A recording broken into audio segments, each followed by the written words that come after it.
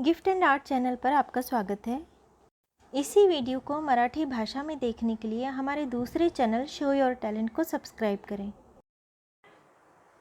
नमस्ते, मैं भावना सोलंकी स्वागत करती हूँ आप सबका नवारी कटिंग स्टिचिंग क्लास में। आपका प्रश्न था कि अगर पल्लू 15 इंच ही लेना चाहिए एक्स्ट्रा, यानी लंबाई का 2 गुना, और 15 इंच एक्स्ट्रा लेना चाहिए तो आपने फिर 10 इंच एक्स्ट्रा क्यों लिया।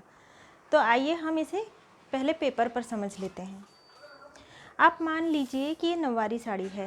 ये मैंने नवारी साड़ी ली थी, नवारी साड़ी, और इसकी लंबाई थी 7 मीटर और 80 सेंटीमीटर। यानी ये साड़ी पूरी 9 मीटर की नहीं थी, 7 मीटर और 80 सेंटीमीटर की थी। अब मैंने यहाँ से लंबाई का नाप लिया हुआ था 1 साल की बच्ची का। इस तरह मैंने इसे कट किया। ये एक बड़ा भाग बचा हुआ था, ये 5 से 6 साल की बच्ची का बन जाता। और ये जो 1 साल की बच्ची का मैंने लंबा पट्टा कट किया हुआ था, यदि मैं इसे इसी तरह से लेती कि पल्लू 15 इंच एक्स्ट्रा हो जाए तो ये लगभग यहाँ तक कट हो जाता और इसके बाद मेरी दूसरी साड़ी नहीं बन पाती। इसलिए मैंने पल्लू को थोड़ा छोटा लिया।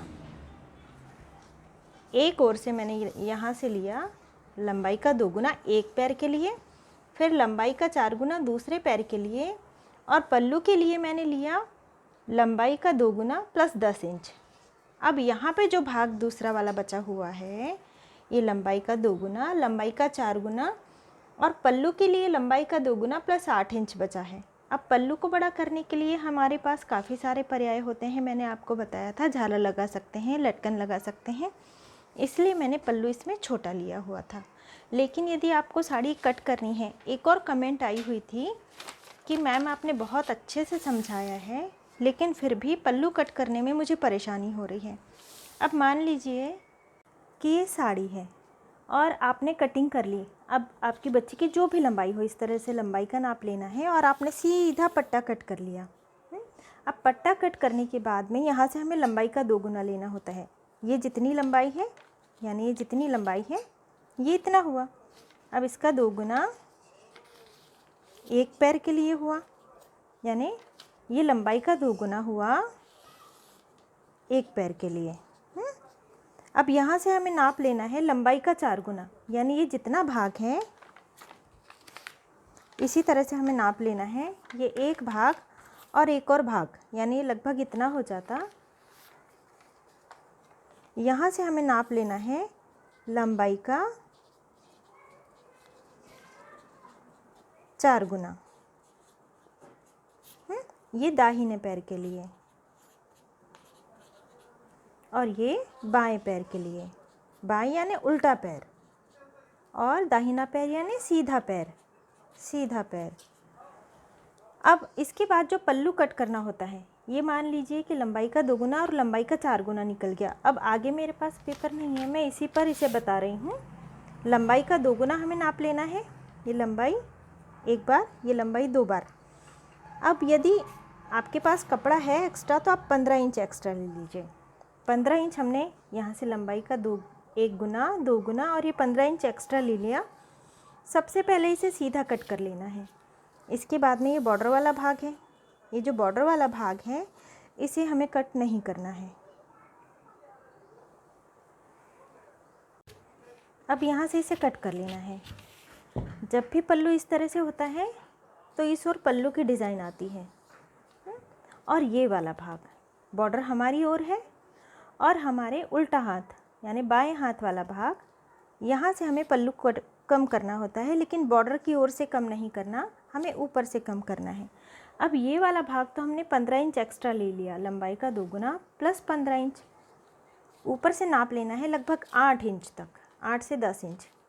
15 इंच हमने एक्स्ट्रा लिया है लेकिन ऊपर से हम 15 इंच कम नहीं करेंगे, 8 से 10 इंच। यानी ये वाला जो भाग होगा 8 इंच या फिर 10 इंच, है ना, दोनों में से एक कोई भी आप ले सकते हैं। और इस तरह से पल्लू को कट कर लेना है। यानी जब हम इसे कट करते हैं, ये साड़ी वाला भाग होगा, ये पल्लू वाला भाग है। अब इस तरह से कट हो जाएगा, यानी इस तरह से आपको पल्लू कट करना है। अब एक और प्रश्न था कि इसे हम नोटबुक में कैसे लिखें। आपने कहा था कि नोटबुक में भी लिख सकते हैं, तो इसे हम कैसे लिखें? तो इसके लिए हमें लिखना है कि शाही मस्तानी साड़ी या फिर राजलक्ष्मी। इसके लिए हमने नाप लिया है दाहिना पैर एक बायां पैर, दाहिना यानी सीधा और बायां यानी उल्टा पैर, और तीसरा भाग होता है पल्लू। केवल 3 ही इसमें कटिंग करनी होती है, ये एक, ये दूसरी और ये तीसरी।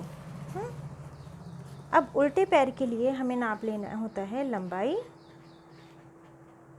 लंबाई गुणिले 2। यहाँ पे लंबाई गुणाकार 4, और पल्लू के लिए लंबाई गुणाकार 2 प्लस 15 इंच। इस तरह हमें नोट कर लेना चाहिए। और यदि आप ड्रॉ कर सकते हैं तो इस तरह साड़ी बना लीजिए।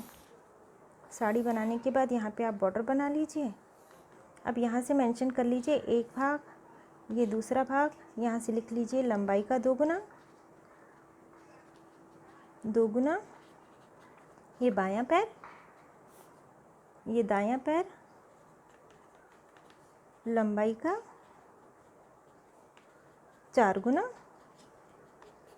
और ये पल्लू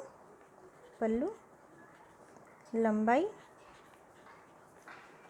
का 2 गुना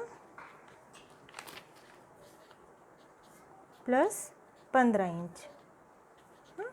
और फिर यहाँ से इस तरह से भी मार्किंग कर लेनी है, और यहाँ पे इसे इस तरह से कर देना है, और यहाँ पे लिख लेना है 8 या फिर 10 इंच। ये भाग कट हो जाता है, यहाँ से माइनस का निशान दे देना चाहिए, यानी आपको पता चलेगा कि ये भाग इसमें से कम करना है। दूसरा एक प्रश्न है कि ये साड़ी किन लोगों के लिए चलेगी? तो ये साड़ी उन लोगों के लिए चलेगी जो चाहते हैं कि बिल्कुल पारंपरिक लगे, सिली हुई ना लगे, पैंट की तरह ना लगे, पारंपरिक लगे। क्योंकि जो साइड के अंदर वाले भाग होते हैं पैर के नीचे की ओर के, यानी ये वाले भाग अंदर की ओर के भाग, ये थोड़ा खुला ही रहता है, क्योंकि अस्तर हमारा यहाँ तक होता है 2/3, एक भाग अस्तर नहीं आता है, तो यहाँ तक ये भाग लगभग खुला हुआ रहता है, और ये पहनने में बिल्कुल योग्य लगती है। और इस तरह की साड़ी किन लोगों के लिए योग्य होगी? तो ये इसमें सबसे पहली बात तो ये है कि सिंगल काष्ठा आता है पीछे। जिन लोगों के लिए सिंगल काष्ठा चलता है उन लोगों के लिए ही इस ट्रिक से कट करना चाहिए। जिन्हें पीछे की ओर डबल काष्ठा चाहिए उन लोगों के लिए ये कट नहीं करना चाहिए। कपड़ा कैसा होना चाहिए? एक प्रश्न है कि कपड़ा कैसा होना चाहिए, क्योंकि इसमें अस्तर यहीं तक आता है, तो बहुत पतला कपड़ा हो यदि हो तो इस तरह से कटिंग नहीं करनी चाहिए, क्योंकि ये नीचे तक हम इसमें अस्तर नहीं लगा सकते, बिल्कुल नीचे तक, और फिर ये पूरा ट्रांसपेरेंट हो जाता है ये वाला भाग। तो बहुत पतला कपड़ा हो तो इस तरह से साड़ी नहीं बनानी चाहिए। हमारा कस्टमर हमसे क्या चाहता है? एक प्रश्न है कि हमारा कस्टमर हमसे क्या चाहते हैं। तो पहली बात है कि आपकी सिलाई रीज़नेबल होनी चाहिए, फिनिशिंग होनी चाहिए, आपके सिलाई में फिनिशिंग होनी चाहिए। कस्टमर को कब चाहिए साड़ी, उसके हिसाब से आप देने में सक्षम है या नहीं, ये भी कस्टमर चाहता है। सिलाई कितनी होनी चाहिए?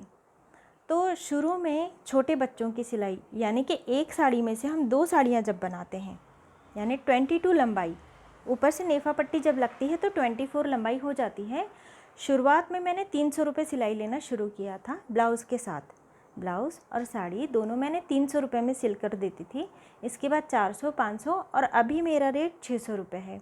आप अपनी शुरू कीजिए सिलाई कम सिलाई से, फिनिशिंग जैसे जैसे आती जाएगी कस्टमर बढ़ते जाएंगे, आपका कॉन्फिडेंस आता जाएगा और उस हिसाब से आप रेट भी बढ़ा सकती हैं।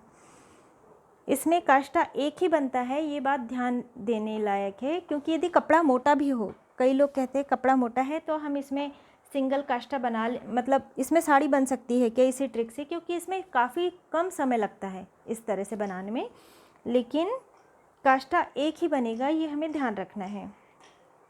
पल्लू कैसे कट करना चाहिए ये हमने अभी देख लिया। छोटे बच्चों के अंदर इलास्टिक भी लगा सकते हैं इसमें, हाँ जी, तो छोटे बच्चों के अंदर इलास्टिक लगा सकते हैं, लेकिन कमर का नाप भी फिर लेना होता है। हम यहाँ पे लंबाई का और सीट घेर का नाप लेते हैं। यदि आप कमर का नाप भी लेती हैं, यदि बच्चे आपके पास है या फिर दूर भी है, किसी ने नाप भेजा हुआ है कमर का और वे चाहते हैं कि इलास्टिक लगा लें, तो कमर घेर का जो नाप है उससे 2 इंच कम हम इलास्टिक लगा सकते हैं। और इलास्टिक चौड़ी होनी चाहिए, लगभग 1 इंच चौड़ी इलास्टिक इसमें हम लगा सकते हैं। शिवलेल्या साडीची किंमत कशी ठरवावी? सिली हुई साड़ी की कीमत क्या होनी चाहिए?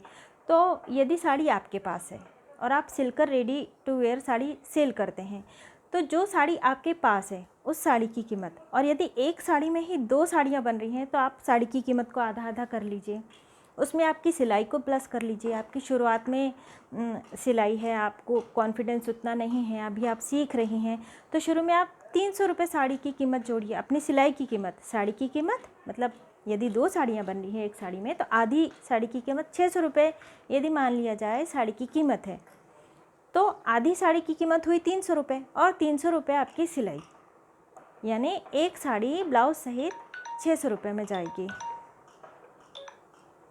इस तरह से आप साड़ी की कीमत तय कर सकती हैं। महंगी साड़ी है तो उससे ज़्यादा, और यदि पूरी साड़ी लग रही है हमें तो आप पूरी साड़ी की कीमत जोड़ लीजिए। लेकिन धीरे धीरे हमें आगे बढ़ना है। कस्टमर जैसे जैसे आपसे अटैच होंगे, जैसे जैसे आपके पास कस्टमर बढ़ेंगे, आपका कॉन्फिडेंस भी बढ़ेगा और आप और भी बेहतर कर पाएंगी। प्रश्न और भी बहुत से हैं, लेकिन हम अगली बार वीडियो में काम करते हुए इन प्रश्नों को एक एक करके लेंगे। आज के लिए बस इतना ही। कल की वीडियो में भी आप हमारे साथ बने रहेंगे, ऐसी आशा करती हूँ। ब्लाउज़ कटिंग जो रह गई है 1 साल के बच्चे की, इसे हम कल करेंगे और कल के वीडियो में भी आप हमारे साथ रहें, ऐसी मैं आशा करती हूँ। तब तक के लिए अपना ख्याल रखिए। धन्यवाद।